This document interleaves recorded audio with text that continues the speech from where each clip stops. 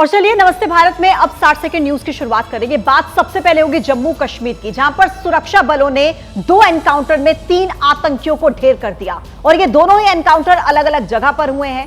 एक एनकाउंटर अनंतनाग में हुआ तो दूसरा एनकाउंटर श्रीनगर में। श्रीनगर के खानियार इलाके में आतंकवादियों के छिपे होने की खबर मिली, जिसके बाद सुरक्षा बलों ने खानियार इलाके की घेराबंदी कर दी। तलाशी अभियान शुरू किया गया। इस दौरान आतंकवादियों ने सुरक्षा बलों पर गोलियां चलाई, जिसके बाद सुरक्षा बलों ने भी जवाबी कार्रवाई की और सुरक्षा बलों ने आतंकवादियों को घर से बाहर निकालने के लिए आग लगा दी गई, जहां वो छिपे थे। और आखिरकार मुठभेड़ में लश्कर तैयबा का एक शीर्ष पाकिस्तानी कमांडर उस्मान उर्फ छोटा वली ढेर हो गया, जबकि 4 सुरक्षा कर्मी घायल हो गए।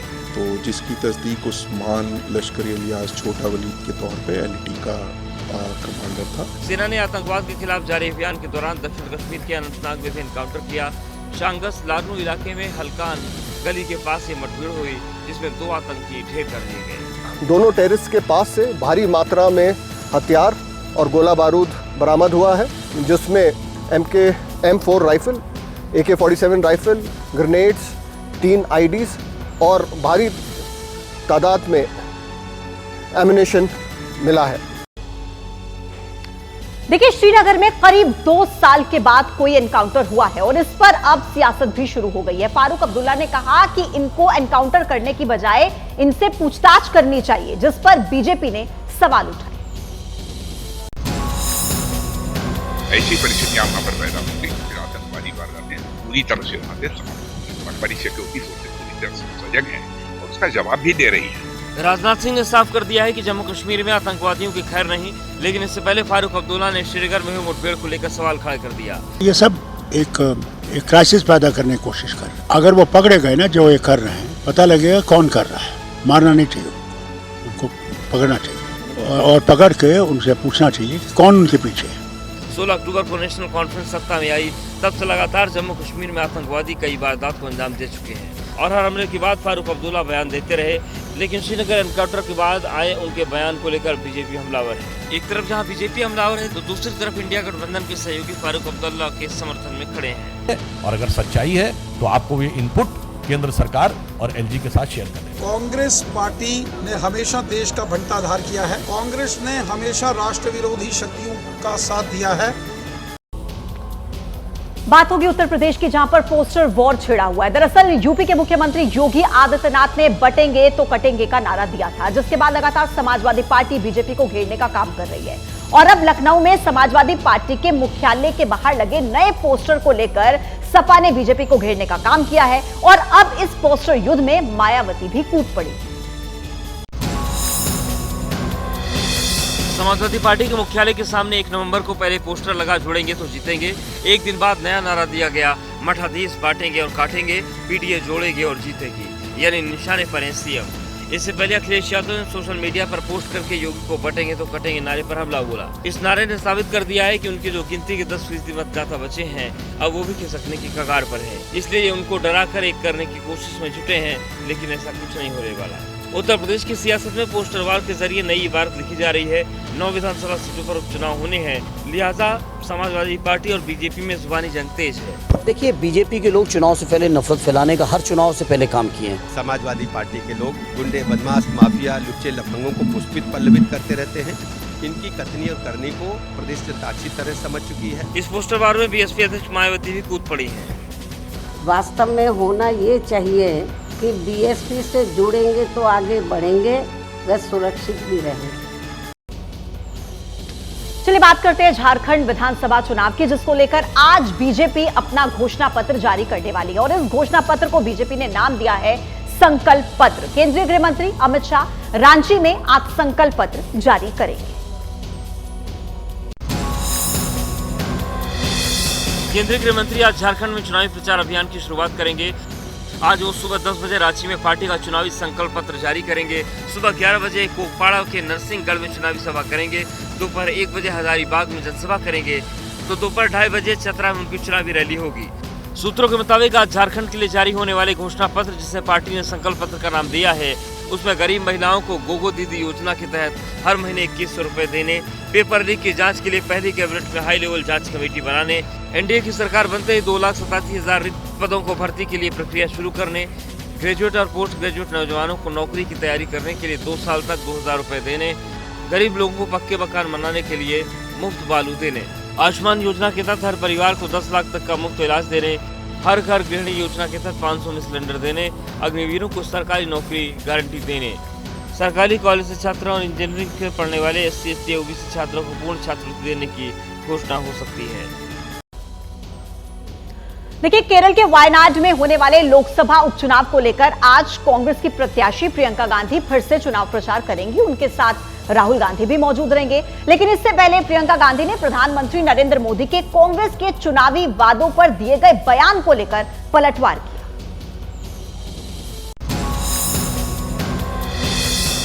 प्रियंका गांधी वायनाड में अपनी चुनावी प्रचार का दूसरा चरण आज शुरू करेंगी। इस दौरान उनके भाई और नेता प्रतिपक्ष राहुल गांधी भी साथ होंगे। प्रियंका गांधी आज सुबह 11 बजे वायनाड में गांधी पार्क रैली को संबोधित करेंगी। इस रैली में राहुल गांधी भी मौजूद रहेंगे। इसके बाद दोपहर 1 बजे बलाट जनसभा करेंगी। दोपहर 2:30 बजे कोरोम में चुनावी सभा करेंगी तो शाम 4:45 पर हरियूड में नुक्कड़ सभा करेंगी। इससे पहले प्रियंका गांधी ने कांग्रेस के चुनावी वादों पर पीएम के पलटवार का जवाब दिया। प्रियंका ने सोशल मीडिया पर पोस्ट करके कहा कि प्रधानमंत्री जी ने भारतीय राष्ट्रीय कांग्रेस पर जो आरोप लगाए हैं वो सत्य से परे हैं। कांग्रेस पार्टी ने जिस राज्य में जनता से जो वादे किए, अगला चुनाव आने का इंतजार किए बिना सरकार बनते ही उन्हें पूरा करने का काम शुरू किया। प्रियंका के पोस्ट पर बीजेपी ने फिर पलटवार किया है। वो हरियाणा में खूब इन्होंने कहा था, ये जो जितने आप बोल रहे हो ना, ये खूब बोले, जनता ने जवाब दिया ना। तेलंगाना की जनता, कर्नाटक की जनता कह रही है, कांग्रेसी तेरे झूठे वादे पे मारा गया, हाय हाय रे कांग्रेसी। चलिए आगे बढ़ेंगे। देखिए, शाइना एनसी पर जो उद्धव गुट के सांसद है अरविंद सावंत, उन्होंने जो बयान दिया उसका विवाद अभी तक थमता नजर नहीं आ रहा है। हालांकि अरविंद सावंत ने माफी मांग ली है, लेकिन बावजूद इसके शाइना एनसी ने उद्धव के चुप्पी पर सवाल उठाए। अरविंद सावंत के बयान को शाइना एनसी महिला सम्मान से जोड़ रही है और साफ लफ्जों में कह रही है कि अरविंद सावंत का बयान महिलाओं का अपमान है। शाइना एनसी ने उद्धव ठाकरे और महाविकास अघाड़ी की चुप्पी पर सवाल उठाए हैं। मानसिकता है वहाँ स्पष्ट दिखाई देता है। जब 2014 और 19 में मैं उनके लिए कैंपेन कर रही थी तब मैं लाडकी बहन थी। आज 2024 में मैं अचानक से बन गई इम्पोर्टेड अम्माल। इससे पहले मामले तूल पकड़ता देख अरविंद सावंत ने अपने विवादित बयान के लिए माफी मांगी। जो वक्तव्य हुआ वो वक्तव्य को उसका अलग अर्थ लगाकर जानबूझकर मुझे टारगेट किया जा रहा है। फिर भी मेरे वक्तव्य से किसी को मन को ठेस पहुंची होगी तो मैं दिलगिरी व्यक्त करता हूं, मैं उनका सम्मान करता हूं। हालांकि एक तरफ अरविंद सावंत माफी मांग रहे हैं तो दूसरी तरफ उन्हीं की पार्टी के नेता संजय राउत से कह रहे हैं कि कोई अपमान नहीं हुआ है। कोई अपमान नहीं हुआ है। अरविंद सावंत जी हमारे एक बहुत ही बुजुर्ग हमारे साथी और नेता है, सांसद हैं। देखिए, AIM के अध्यक्ष असदुद्दीन ओवैसी ने महाविकास अघाड़ी से गठबंधन की उम्मीद अभी भी नहीं छोड़ी है। ABP न्यूज से एक्सक्लूसिव बातचीत करते हुए उन्होंने कहा कि वो बीजेपी के गठबंधन का कभी समर्थन नहीं करेंगे। असदुद्दीन ओवैसी ने महाराष्ट्र में चुनाव ऐलान से पहले भी महाविकास अघाड़ी को गठबंधन के लिए ऑफर दिया था और आज भी वो उम्मीद लगाए बैठे हैं कि महाविकास अघाड़ी के साथ उनकी बात बन सकती है। ABP न्यूज से एक्सक्लूसिव इंटरव्यू में असदुद्दीन ओवैसी ने साफ कहा कि वो महाराष्ट्र में बीजेपी गठबंधन का कभी समर्थन नहीं करेंगे। तो कह रहे हैं कि हम तो कभी बीजेपी का साथ दिए ना कभी देंगे। असदुद्दीन ओवैसी ने यूपी की CM योगी आदित्यनाथ के बटेंगे तो कटेंगे के नारे पर जवाब दिया। ये शब्द इसलिए इस्तेमाल हो रहा है ताकि रिपीटेडली सिर्फ मुसलमानों को टारगेट किया जाए। वक्फ बिल को लेकर असदुद्दीन ओवैसी ने एक बार फिर केंद्र सरकार और बीजेपी पर निशाना साधा। हिंदू धर्म के जो आस्थाने हैं, जो उनके टेम्पल्स हैं, वहां पर हिंदू धर्म के लोग होंगे। बहुत अच्छी। यहाँ पर आप वक्फ बोर्ड में क्यों कर रहे हैं? क्या ये मुसलमानों के संस्थाने नहीं है? मैं आपको हमारे तेलंगाना के एंडोमेंट मिनिस्टर का स्टेटमेंट अभी दिखा देता हूँ। मैं आपको आंध्र प्रदेश के एंडोमेंट मिनिस्टर का स्टेटमेंट दिखा देता हूँ। देखिए, बिहार के पूर्णिया से सांसद पप्पू यादव को जान से मारने की धमकी मिली थी और अब उस व्यक्ति को आखिरकार पुलिस ने गिरफ्तार कर लिया है। हालांकि उसका लॉरेंस बिश्नोई गैंग से कोई कनेक्शन सामने नहीं आया, लेकिन माना जा रहा है कि पुलिस की रिमांड में कई खुलासे हो सकते हैं। पूर्णिया पुलिस की गिरफ्त में आया ये शख्स है महेश पांडे, जिसे दिल्ली से गिरफ्तार किया गया। इसी ने दुबई के नंबर से कॉल कर पप्पू यादव को धमकी दी थी। पप्पू यादव को धमकी मिलने के बाद से ही पुलिस लगातार इस मामले में तफ्तीश कर रही थी और इसी कड़ी में दिल्ली का रहने वाला महेश पांडे पुलिस के रडार में आया और दिल्ली से ही महेश पांडे को गिरफ्तार कर लिया गया। शुरुआती पूछताछ में उसने खुलासा किया है कि उसका लॉरेंस बिश्नोई गैंग से कोई संबंध नहीं है। कोई लॉरेंस बिश्नोई वगैरह कोई ऐसा कुछ नहीं, अभी तक कोई एंगल नहीं है जिसमें इनका जुड़ाव है। तो डीपी लॉरेंस बिश्नोई का लगा था? नहीं, ये डीपी नहीं लगा था, ये उनको फोटो के द्वारा जो अब तक आया है उसमें गैंग का कहीं से कोई नहीं आया है। आरोपी महेश एम्स दिल्ली और रक्षा मंत्रालय की कैंटीन में काम कर चुका है। वो कई सांसदों के सहयोगियों को जानता है। पुलिस उससे हर एंगल से पूछताछ कर रही है। आरोपी ने बताया कि उसकी बहन दुबई में रहती है और उसी के जरिए उसने दुबई से सिम हासिल किया था, जिसका धमकी देने में इस्तेमाल किया। मुंबई में एनसीपी नेता बाबा सिद्दीकी की हत्या के बाद पप्पू यादव को फोन कॉल पर किसी ने धमकी दी थी, जिसके बाद लॉरेंस बिश्नोई गैंग का नाम सामने आ रहा था। देखिए, दिवाली के बाद अब छठ महापर्व का त्योहार है और नई दिल्ली रेलवे स्टेशन पर छठ पर घर जाने वाले लोगों की संख्या बहुत ज्यादा है और इसी को लेकर उत्तर रेलवे की तरफ से इन मुसाफिरों के लिए कुछ स्पेशल इंतजाम किए गए। छठ के त्योहार पर जाने के लिए स्टेशन पर भारी भीड़ है। ऐसे में दिल्ली में रेलवे ने पुख्ता इंतजाम किए हैं। तस्वीर नई दिल्ली रेलवे स्टेशन की है, जहां प्लेटफॉर्म नंबर 16 से बिहार संपर्क क्रांति को चलाया जा रहा है। आप देख सकते हैं, ये बिहार की तरफ जाने वाली सबसे पॉपुलर ट्रेन में से एक है बिहार संपर्क क्रांति। ऐसी कई सारी ट्रेन को हम लोग इस बार प्लेटफॉर्म नंबर 16 से चला रहे हैं ताकि लोगों को फुटओवर ब्रिज का प्रयोग न करना पड़े। रेलवे ने यात्रियों की सुविधाओं को ध्यान में रखते हुए महत्वपूर्ण स्टेशन पर विशेष पंडाल लगाए हैं। रेलवे के मुताबिक इस बार पंडाल करीब 1.5 गुना बड़ा लगाया गया। बात करें एरिया की तो पिछली बार से पंडाल का एरिया करीब 1.5 गुना बड़ा है।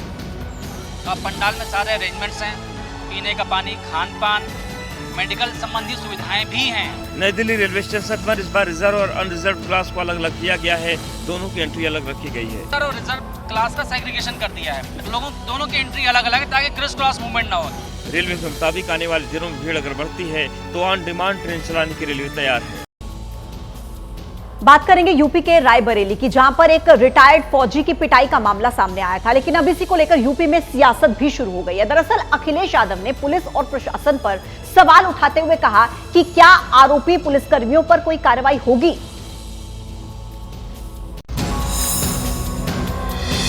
रायबरेली में रिटायर्ड फौजी ने चौकी इंचार्ज सहित अन्य सिपाहियों की पिटाई करने का आरोप लगाया। दो पक्षों में हुए विवाद को लेकर रिटायर्ड फौजी थाने पहुंचे। आरोप है कि चौकी इंचार्ज ने बंद कमरे में पिटाई कर दी। आरोप ये भी लगा है कि चौकी इंचार्ज ने रिटायर्ड फौजी पर ही उल्टा धमकी देने का केस दर्ज करवा दिया। रिटायर्ड फौजी ने मुख्यमंत्री योगी आदित्यनाथ से रोककर अपनी पीड़ा बयां की है। वो घटना पुलिस वालों ने मेरे साथ किया है कि मुझे इतना मारा है कि मैं अपनी जिंदगी में कभी उस चीज़ को भूल नहीं सकता हूँ। मैं माननीय मुख्यमंत्री जी से ये कहना चाहूँगा कि अगर हर फौजी के साथ यही होता रहा तो क्या ये देश चलेगा, ये प्रदेश चलेगा। इस मामले को लेकर सियासत शुरू हो गई है। समाजवादी पार्टी के अध्यक्ष अखिलेश यादव ने सोशल मीडिया एक्स पर पोस्ट कर यूपी सरकार पर सवाल खड़े कर दिए। अखिलेश ने कहा कि सेना में मेडल पाए फौजी के साथ यूपी में जैसा हिंसक व्यवहार किया गया वो घोर आपत्तिजनक और निंदनीय है। मुख्यमंत्री जी कम से कम फौजियों का सम्मान तो करें। देखना है पूरा थाना सस्पेंड होता है या फिर उस पर बुलडोजर चलाया जाता है।